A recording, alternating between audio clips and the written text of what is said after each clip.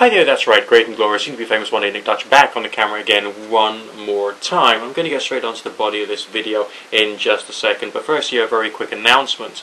My tarot reading channel, Nick Dutch Tarot, all one word, all lowercase, has finally reached partner level, of which I'm very pleased and proud and glad. I want to basically be able to create longer videos, because I can't really get the ambience over.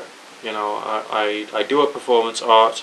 Tarot reading is a form of performance art, and that's something you got to remember. And so if you're interested in different styles of performance art, have a quick look. Obviously everyone does different styles of art or performance art, taking into account their personality, their background, the way they are, the way they are emotionally and the rest of it. And me being slightly otherworldly and serious, as well as having a number of strange experiences, which was why I started doing tarot for a living in the first place, means that I do a rather otherworldly, serious type service, which is based upon strange experiences. So there you go. Have a quick look at that channel, subscribe to it, watch some of the videos. It's not compulsory, but just basically have a quick look and see how Nick Dutch does things, alright? So that's the first thing out the way. Second thing, obviously I've improved the broadcast quality on this channel just through using this particular camera which I got working, but I do want to try and get other things sorted out too, like possibly even green screening the whole of the back wall there. I was thinking of getting a few other things in here as well, making the place look the part as well as feel the part. And I've got this audio mixing deck upstairs which I want to try and dust down, find a good working transformer for it, and try and find a way of doing something cool with audio, using that at some point in the future, as well as using that for a stage prop so that I can portray the right variety of ambience when I'm doing my broadcasts. And yeah, I'm going to change the direction of this particular channel. Obviously Nick Dutch Tarot is doing well finally, and I'm now going to start working very shortly on the Nick Dutch Videos channel, because I want to try and turn broadcast into one of the ways in which I do my survival stratagem, okay? This is not some kind of illuminous plot for Nick Dutch to take over the entire world with a few YouTube channels. So if you're thinking like that, wipe that straight from your mind entirely, because I haven't actually sacrificed and eaten any babies in Skull and Bones for many years. I did that when I was very, very young. So, we can just forget about that chapter of my life. That's a joke, by the way, okay? Get that straight into your head, alright? I have not sacrificed any chickens to get my tarot reading channel up to partner level. I have not killed any babies in Skull and Bones. I've never actually been a member. However, I have been accused of being a member by people who are slightly deficient in dopamine. Alright, but now on to the main body of the video. Last night I went to see the local witches. It's not really an expression that you hear in common parlance, is it? Hey, what are you doing tonight? Playing pool, watching football? Nah, I'm just going to nip out and see the local witches. Well, it's not what normal people say, but this is what I've done. There's this group of people, they identify themselves as witches, and they're local. I found them on the internet, and I decided to join and check them out. Now, from my point of view, it's actually quite emotionally difficult for me to bring myself to do this, because I was involved in pagan communities when I was younger, and let's be honest, when I was a young man, I was a bit of a screwed up little kid in many different ways, and I went into this environment full of people who were far worse than myself. And yeah, there was some interesting, fun experiences we had there, but there was also some negative stuff too. And I guess I've probably fixated a bit too much on the negative side of things.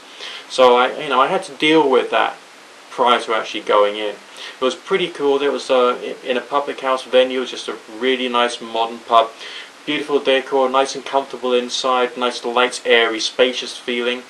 For me as well, it was also great because they had a good line in herbal tea, so I could have ginger and lemon flavoured tea, and that was really rather cool and not expensive either, so it was not an expensive time for me.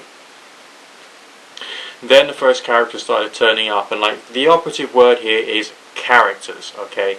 The way that they dressed, the way that they, presented themselves, they were all trying to, obviously express something about themselves. And I turned up dressed like this, but without the hat, okay? So I'm dressed in white. White trousers, as you can see, well, cream basically. White top. Not quite the right hue, if you get my drift. The first lady who turned up, this lady must have been very slightly Levian influenced, okay? Black eyeliner, Her hair was long and rather scraggly and dyed ginger to, portray that kind of like Celtic theme.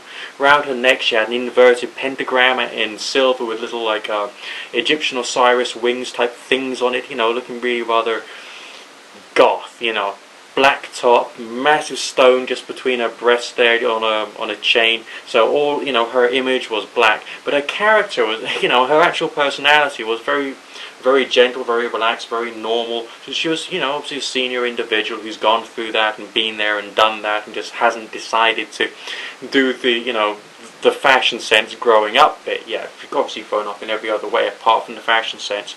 But on the other hand, it being a pagan event, how else are you going to make sure that people know that that's the person you talk to? So, that's the first person I spoke to, and there was other people coming along. One of the guys who came down, this old guy, he was a real old guy. He had a beard, a long white beard, down to his tits, basically. This guy was seriously Gandalf the White, but older, alright? If I ever see him in public and he's not smoking a church warden, I'll probably be rather worried and probably think it's not him, you know what I mean? Just like total Gandalf. And we had another guy turn up, and he was looking very out of character with the rest of them. He had a suit, he had a trilby hat on, more like David Niven. Alright, so these people, they were characters. And then there was me, dressed normal. Before the evening sort of got going, they had a book swap so people could bring in all the strange books that they had and exchange them. And initially I felt a bit odd by that, because all the books were like very Wicca orientated, and that's not really like the way I identify myself. So I thought, is that indoctrination or what? That's the first thing that sprung to my mind, because I'm still a bit sensitive from when I was younger, basically. But essentially the idea was take it, leave it, do whatever you want with it. So I chose to leave it. The subject of the evening was spellcasting. Ooh, scary, haha. But actually it wasn't all that scary. It was in fact very, very interestingly done, because the structure was everyone goes round the table and they say their own opinion. And there were some great stories, some interesting stories. All of it correlated very nicely with all the Dean Radin stuff, about intention and attention, when they were talking about the candle, in inverted commas, magic that they were doing, as well as the the apparent or alleged results they had from it. And there were a few scary stories and ghost stories going about too, and that was pretty cool.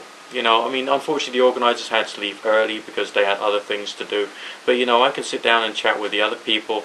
One guy brought along a photograph of this place that was apparently haunted, and brought down a magnifying glass so we could all have a quick look around and see where we thought the ghost was. And there was one place in which there appeared to be characters like coming out in mist. This photograph was taken during the day, and there were these sort of white misty characters in the background. Yeah, it was spooky. Really rather cool. So the whole thing was very non-threatening, very relaxing. There was no one trying to beat ideas into me or trying to force a particular path or interpretation into me. I had a pretty chill time, and it was great. I'm probably going to go back next month when they have the next one, of course. As we're approaching, of course, the scary season of Halloween, maybe there'll be something a little more interesting happening further on down the line. I'll keep you posted and tell you what happens with my local witchcraft friends. Alright, great and glorious, soon to be famous one day, Nick Dutch. Signing out for now. Go subscribe to Nick Dutch Tarot and just have a quick look. You don't have to take it seriously, alright? It's just performance art which has other dimensions to it, okay? And I'll speak to you in a while.